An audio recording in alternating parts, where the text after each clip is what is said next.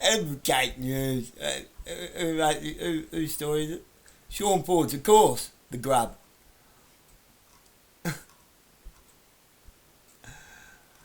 We'll see, will we, Sean? Because I've got tickets. Are you coming to the dinner on Saturday, mate?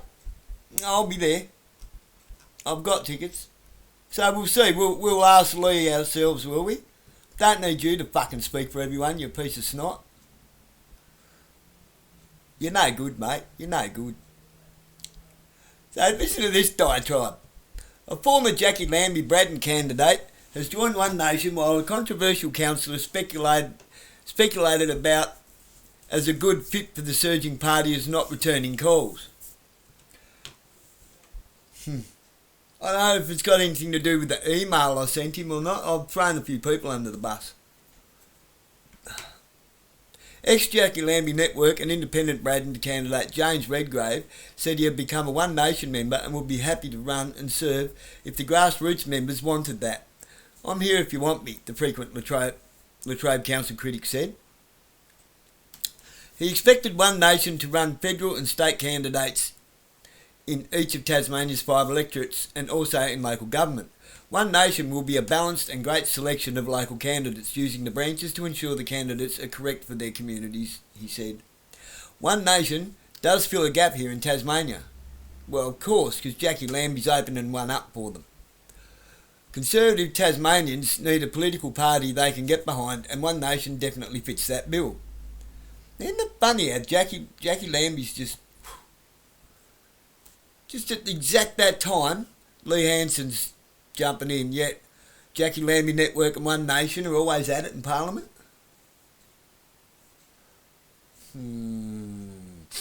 Smell that? Smells like rats. Outspoken Burnie councillor Trent Aitken, this is where I'm coming from here. Outspoken Burnie councillor Trent Aitken has been mentioned as a potential One Nation candidate. Comment was sought from him. Councillor Aitken is under a self-imposed media and social media ban. In the interest of creating unity and calm in our community, I have decided to take some time away from the media, including social media, so that I can gain a better understanding of the new hate speech and discrimination laws, he posted on Facebook on February 17th. You got cucked, mate. One Nation Tasmanian lead Senate candidate Lee Hanson said she had not heard from Councillor Aitken, but stressed the party's members would choose the candidates and said she was not out looking for them. The party's Braddon branch will complete the set of 5 statewide and is expected to be launched on February the 28th. Ms Hanson said she was just days away from lodging papers for state party registration, and there had been strong interest from prospective candidates. Setting up a state executive will be a key next step. Ms Hanson, the Tasmanian-based daughter of party founder Pauline Hanson, said no formal candidate pre-selection process had been opened yet. She said it would be really important that potential candidates' values and principles align with One Nation's. We're not looking for opportunists, she said. Recent EMRS polling showed 24% support for One Nation in Tasmania. Who gives a shit about any of that? The stupid stats.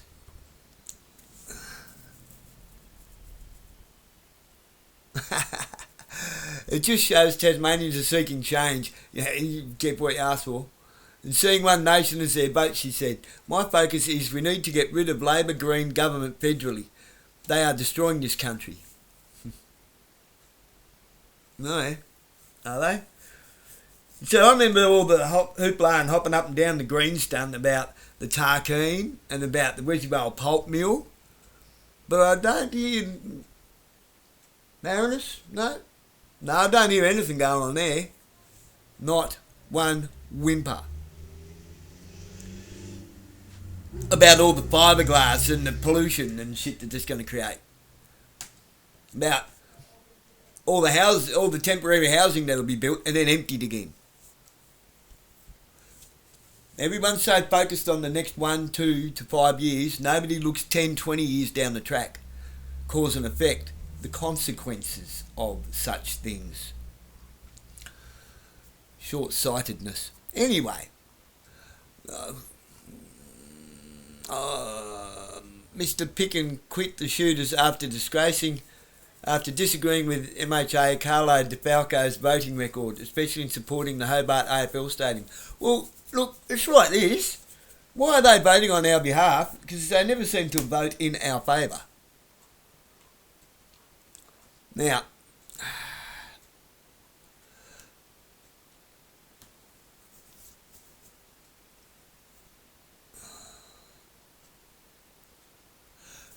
for some reason, I'm not allowed to actually point out the obvious and speak the truth in a fairly polite manner. Listen to this, okay? There's 3 comments. Mine got deactivated. Wait till you hear them. Polly.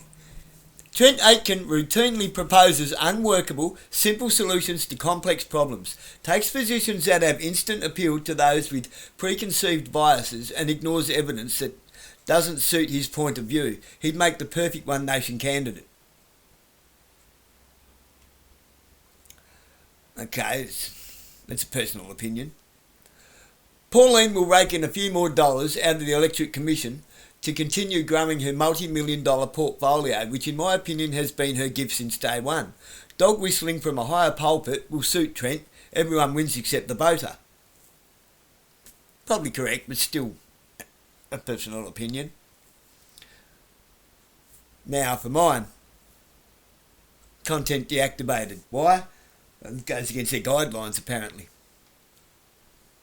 Although Trent would make a great bullhorn for the party, he would eventually trip over his own ego. Don't get me wrong, Trent means well, but he's too politically career-driven without the political prowess to know when he's being thrown under the bus, which is true.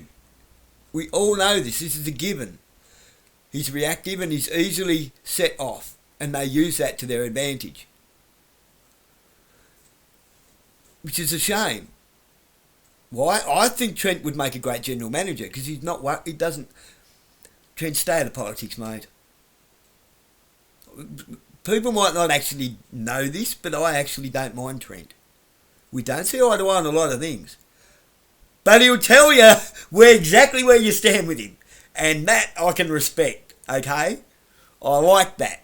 And he's a roll your sleeves up and get it done kind of guy. I like that. And I think anyone who's ever accomplished anything in their life off their own back can get on board with that. Trent always has to be right though, and this is another given. Trent always has to be right, no matter the cost. Having to be right is not the same as refusing to be wrong. Hence the term, I thought I was wrong, but I was merely mistaken. I can correct a mistake, but I can't right a wrong. If Trent joins One Nation, now this is my question. I pose this with a question.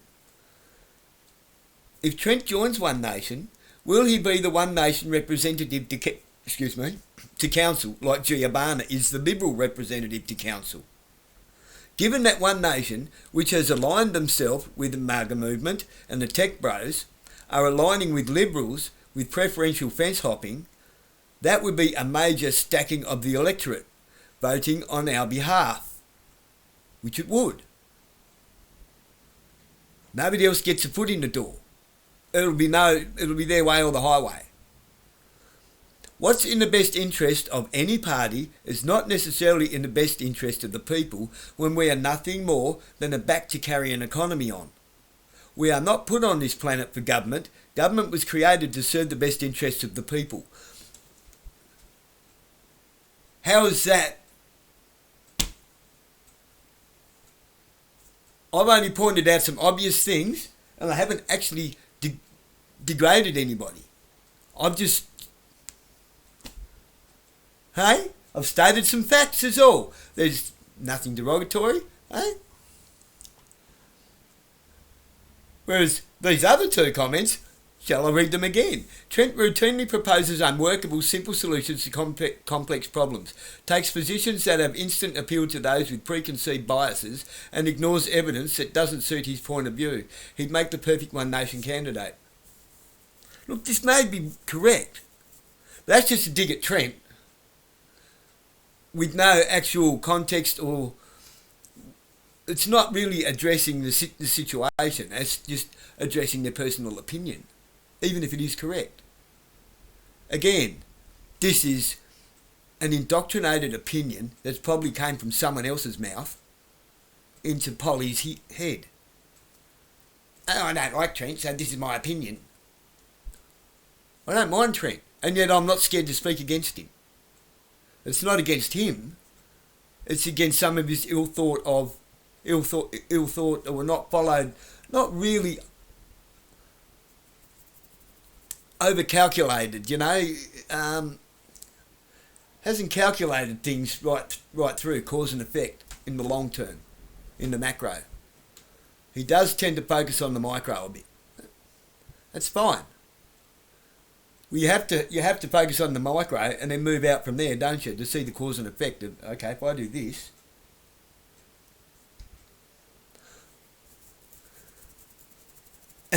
Adrian Luke, again, he may be right, but again, it's just a personal dig. I've actually addressed a real concern here. If Trent joins One Nation, will he be the One Nation representative to council like Gia Barnett is the Liberal representative to council, which she is. She was a local member for Parliament in Burnie for the Liberal Party. Just because she didn't win the seat doesn't mean she's not still a member of the Liberal Party, because she is. She's the Liberal Party's representative to council. And if Trent joins One Nation and stays with the council, he will be the One Nation representative to council, and with Liberal and One Nation aligned, holding the balance of power, no one gets a say. It's their way or the highway. This is something you should be very concerned about, and this is why I think I've been deactivated. It's okay. It's okay. I'll bring this up with Lee. I will meet with Lee. I will briefly have a pleasant conversation with Lee. I will let her know that I am not backwards in coming forwards, and I won't put up with rubbish. I won't put up with lies. I don't even stand around to listen to them. I walk away from lies. I've got no time for liars whatsoever, and I don't care who you are. I don't care who you are. This is part of the reason why I've got this issue going on with court, because I just want to tell the truth. And Officer Flynn Reid lied to me. I'm not going to deal with you if you're going to lie to me. I have told lies in the past, and it has hurt people unintentionally, and that has a domino effect. It is a low dog act.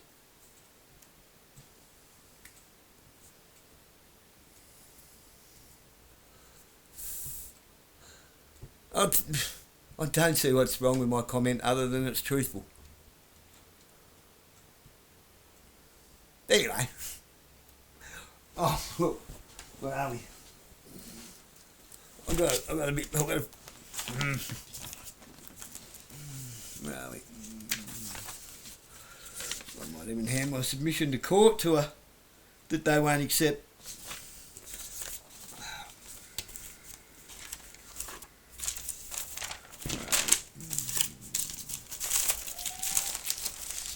So, we've got here 1, 2,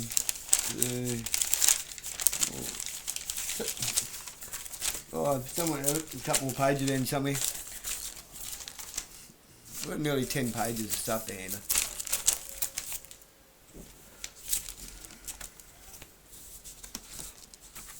Oh yeah, I'm throwing people under the bus. Hard. Why? Because I know what's going on.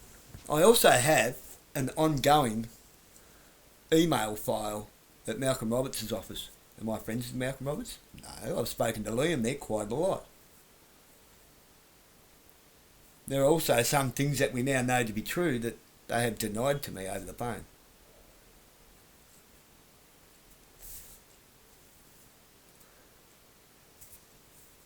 Things relating to the Epsteins.